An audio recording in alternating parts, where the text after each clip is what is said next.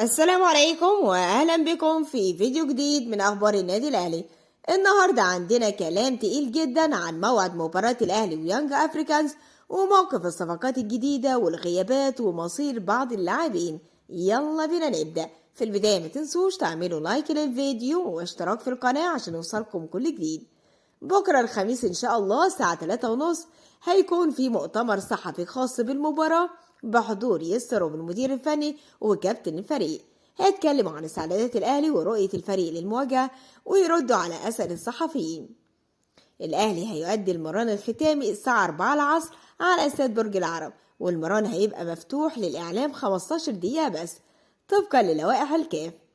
نخش بقى على ملف مهم جدا وهو عمرو الجزار مدافع البنك الأهلي والصفقة الجديدة. حسب مصادر موثوقة عمرو الجزار لسه بيخضع لتدريبات تأهيلية، وللأسف أصبح من الصعب جدا لحاقه بمباراة يانج أفريكانز، يعني بنسبة كبيرة مش هيكون متواجد في المباراة رغم إن الأهلي خلص الصفقة، ومن المنتظر الإعلان الرسمي خلال أيام.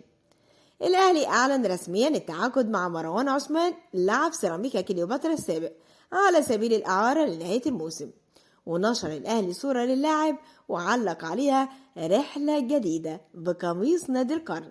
اللاعب خلص كل الإجراءات، شارك في تدريبات الأهلي، جاهز فنيا للمشاركة. مروان عثمان الموسم ده لعب 18 مباراة 1242 دقيقة، سجل 3 أهداف وصنع 4 أهداف، رقم محترم جدا.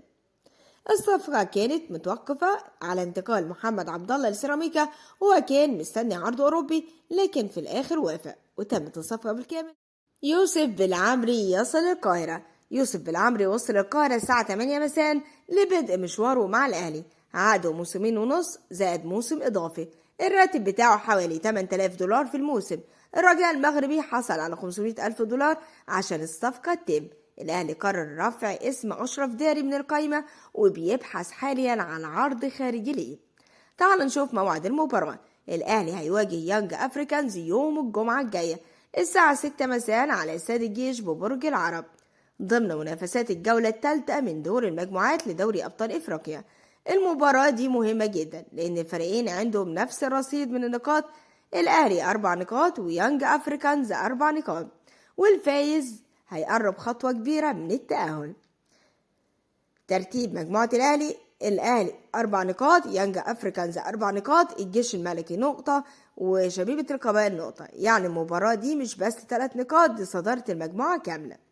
المباراة هتتذاع على قنوات بي إن سبورت النقل الحصري، وكمان تايم سبورت الأرضية اللي تقدر تستقبلوها من خلال تحويل البث الأرضي وتوصيل الأريال والبحث على تردد UHF 32. نخش بقى على ملف سخن وهو جريدي شار. مصادر من داخل الأهلي أكدت إن اللاعب بدأ يودع زملائه. والدته كانت معاه في التدريبات وعارف إنه خارج حسابات يسرب، لكن إدارة الأهلي قالت جريدي شار هيفضل على الأقل لحد مباراة يانج أفريكانز وبعدها يتحدد مصيره. حسب التعاقد مع مهاجم أجنبي جديد، اللاعب مش رافض الرحيل وعنده رغبة في الدوري المجري وممكن يغادر خلال يناير.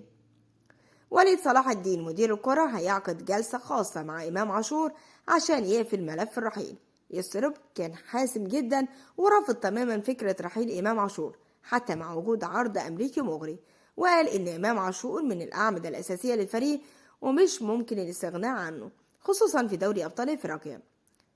بيراميدز ما زال متصدر تصنيف إفريقيا لكن بفرق بسيط جدا عن الأهلي، يعني أي نتيجة ممكن تغير الترتيب. في النهاية يا جماعة مباراة الأهلي ويانج أفريكانز صعبة ومصيرية. غياب متوقع لعمرو الجزار، دعم هجوم مروان عثمان، جريدي شار قريب من الرحيل، يسرب متمسك بإمام عاشور. الأهلي داخل المباراة وعينه على الصدارة. في النهاية ما تنسوش تعملوا لايك للفيديو واشتراك في القناة، والسلام عليكم.